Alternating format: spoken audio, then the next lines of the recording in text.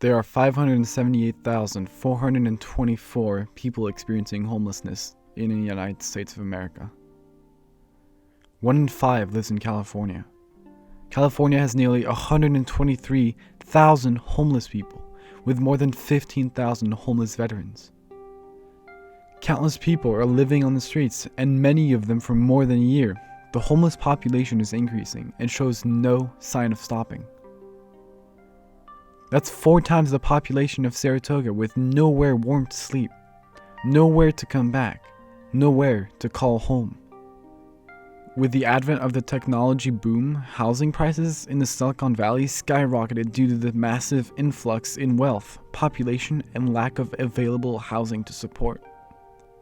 We asked Kirk Davis, a local homeowner, for his experience facing this housing crisis. We moved to the Bay Area in 1998, and there was kind of a first feeding frenzy for housing and multiple offers, and we had to bid against people on houses, and I thought that was just crazy, but that was kind of my first exposure to it in the Bay Area. Though this was an issue in the 1990s, the cycle has yet to reset, and the housing prices have only increased since then. Those who couldn't afford to make multi-million-dollar down payment were forced out to the streets. We interviewed Sarah Chung, a real estate agent, to elaborate on the situation.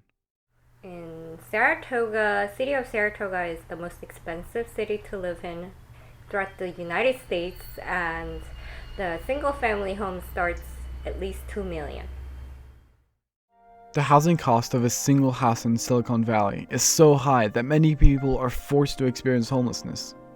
There are countless organizations doing their best to alleviate the severity of the situation, one of these being Downtown Street Team. The housing cost situation, it's pretty bad. I mean, we have people who are trying to get out of homelessness, right? So a lot of them trying to get entry-level jobs, and we do know with the rise of the housing costs that with a minimum wage job you can't afford a place, you know.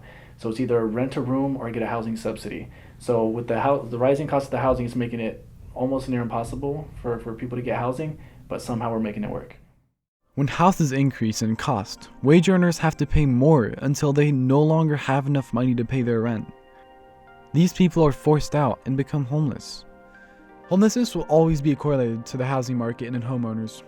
As the rent increases, those without sufficient salaries will be unable to pay it and will be pushed out of their homes.